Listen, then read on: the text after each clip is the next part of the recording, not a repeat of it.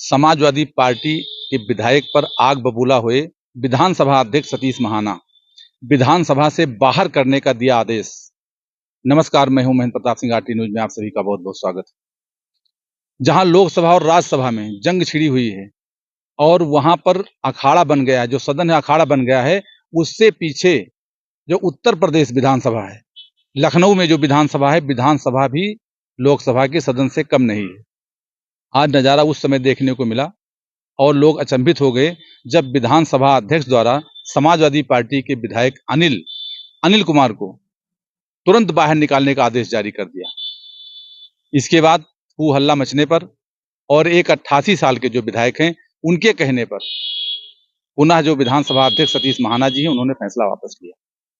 तो ये दोनों सदनों में, चाहे वो विधानसभा हो चाहे लोकसभा हो, दोनों जगह इस समय जो जंग है, जो अखाड़े बने हुए हैं, वो बराबर देखने लायक बने हैं। अभी आपको मैं खुद दिखा रहा हूं, विधानसभा अध्यक्ष सतीश महाना जी किस तरह से जो सपा विधायक हैं, इनके ऊपर आग बबूला हो रहे हैं और विधानसभा से तुरंत निकाल देने की चेतावनी देते हुए आदेश जारी कर रहे हैं कि इनको अंकित कर रहा हूं, तत्काल इनको विधानसभा से बाहर किया जाए।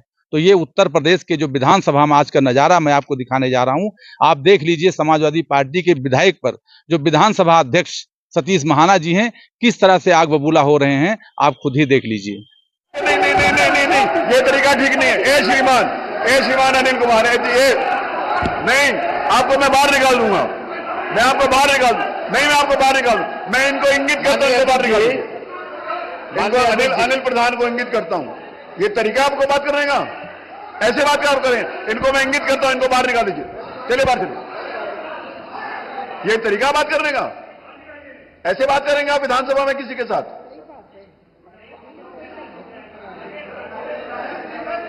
ये कोई तरीका है? इसको कौन जस्टिफाई करेगा आप लोगों में से? ये कोई तरीका है? नहीं, कौन सी ऐसी बात कह रही है जो गैर संवैधानिक थी? आप आपने देखा उनको कैसे बात कर रहे थे? मैं आपको दिखाऊं?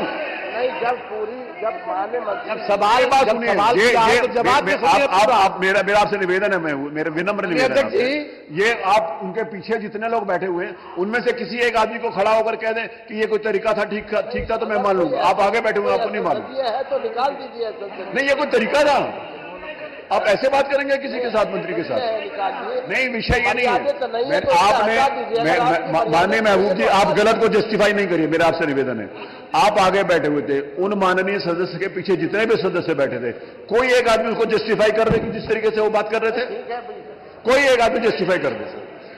आप भी आगे बैठे थे, कोई एक आदमी जस्टिफाई कर दे, आपके बीच में से ही जस्टिफाई कर दे तो मैं उसको मान लूंगा। ये कोई तरीका बात करने का? ना, मैं इसको अलाउ नहीं करूंगा कि विधानसभा अच्छी तरीके से चलेगी, गलत तरीके से नहीं चलेगी। आ जाओ मनीष होगा। ये कोई तरीका नहीं है। आपको हर व्यक्ति को, चाहे कोई भी हो, 403 सदस्यों की मैं बात कर रहा हूं, आपको अपनी बात कहने का अधिकार है, आपको कड़वी बात कहने का अधिकार है, आपको प्रश्न पूछने का अधिकार है, लेकिन ये आप एटिकेट्स हर व्यक्ति के लिए जरूरी है।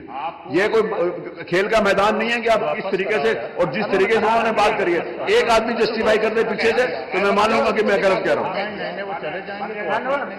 माननीय अध्यक्ष जी, बच्चा है, पहली बार आया है। बच्चा है, पहली बार आया। बच्चा है तो कब तक बच्चा रहेगा? और से चुन कर आए अभी बच्चा। गुस्सा जो है आपकी सेहत के लिए भी अच्छा नहीं है। अगला प्रश्न लेते हैं। मान्यवर प्रश्न संख्या 3, मोहम्मद फहीम इरफान। बुलवा लीजिए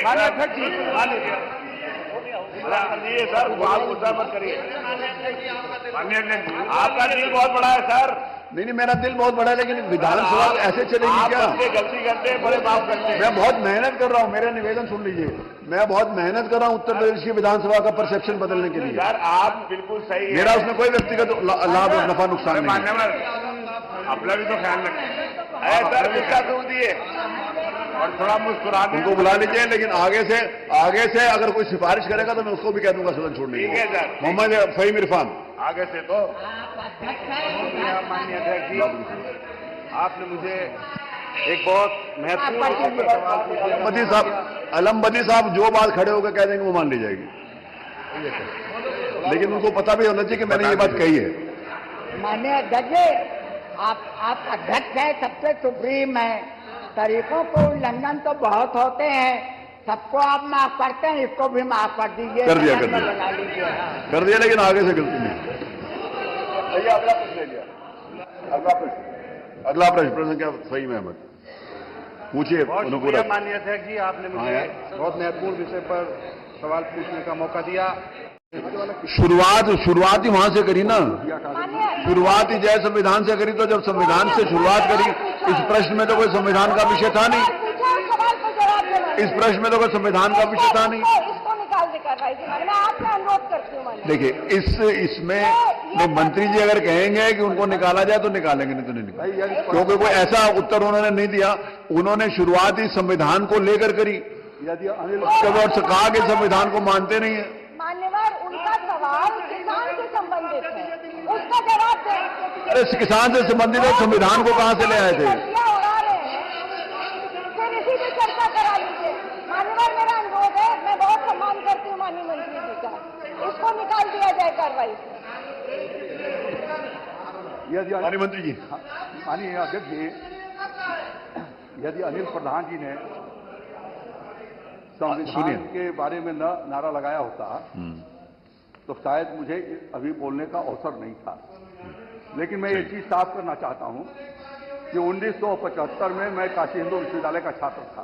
जी जी हाँ, ये ऐसे बोल दिए ना, इस तरीके से बोल दिए। उस समय की सरकार ने, उनके दबाव में हमें वाइस चांसलर ने काशी हिंदू विश्वविद्यालय से रेस्ट्रिकेट कर दिया था फॉर एवर के लिए। स्वर्गीय मुलायम सिंह जी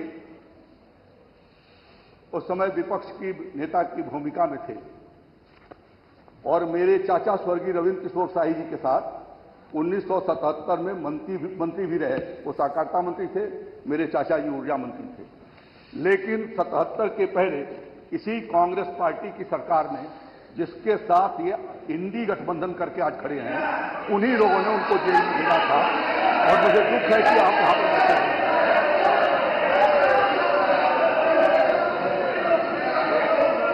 आप उत्तर पे आ जाइए। अब मैं आता हूं जय जवान, आप उत्तर पे आ जाइए। अब मैं आता हूं जय जवान पर। जय जवान जय किसान, और श्रद्धेय अटल बिहारी वाजपेयी जी ने कहा कि जय अनुसंधान। जय जय जय विज्ञान जोड़ा। और आदरणीय प्रधानमंत्री मोदी जी ने किसानों के आमदनी को बढ़ाए जाने की दृष्टि से फसलों को उन्नतशील बीज मिल सके, इसके लिए अनुसंधान की बात किया। तो जय जवान जय किसान जय विज्ञान और जय अनुसंधान, विज्ञान और अनुसंधान को जोड़ने का काम हमारे प्रधानमंत्री स्वर्गीय अटल बिहारी वाजपेयी जी ने और वर्तमान प्रधानमंत्री आदरणीय नरेंद्र मोदी जी ने किया है। अब मैं बताता हूं। अब उत्तर पे आ जाइए। अब आपने जो प्रश्न किया डॉक्टर स्वामीनाथन कमेटी की रिपोर्ट, यद्यपि इस प्रश्न से, वो मूल प्रश्न से नहीं है, लेकिन ये बताना चाहता हूं कि डॉक्टर स्वामीनाथन कमेटी को गठन करने का काम श्रद्धेय अटल बिहारी वाजपेयी ने किया था। और 2006 में यूपीए की सरकार आ गई और उस समय आदरणीय मनमोहन सिंह जी प्रधानमंत्री थे। 2006 से लेकर के 2014 तक स्वामीनाथन कमेटी की रिपोर्ट कूड़े में डाली गई और उस पर धूल जमा हुआ, जिसके साथ आप बैठे हुए हैं। स्वामीनाथन कमेटी की रिपोर्ट को, उसमें से 90% तक यदि किसी ने पूरा किया है तो आदरणीय प्रधानमंत्री नरेंद्र मोदी की सरकार है। और इसी के कारण मैं दोहराना भी चाहता हूं, आपके सामने उसके तथ्य भी रखना चाहता हूं।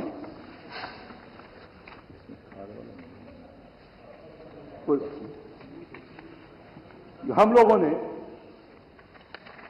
जो प्रयास किया, जब आदरणीय प्रधानमंत्री नरेंद्र मोदी सरकार में आए थे और उसके पहले जो यूपीए की सरकार थी, यूपीए की सरकार में एमएसपी धान की थी 1310 रुपए 2013-14 में, और गेहूं की एमएसपी थी 1400 रुपए। मोदी जी ने जो एमएसपी तय किया, वह मोदी जी ने, हाँ बता रहा हूं, आपने पूछा, आपने पूछा, जवाब दीजिए, जवाब दीजिए। ऐसे नहीं नहीं नहीं नहीं नहीं नहीं, ये तरीका ठीक नहीं है। ए श्रीमान अनिल कुमार है ये नहीं, आपको मैं बाहर निकाल दूंगा, मैं आपको बाहर निकाल दूं, नहीं मैं आपको बाहर निकाल दूं, मैं इनको इंगित करता हूं बाहर निकाल दूं।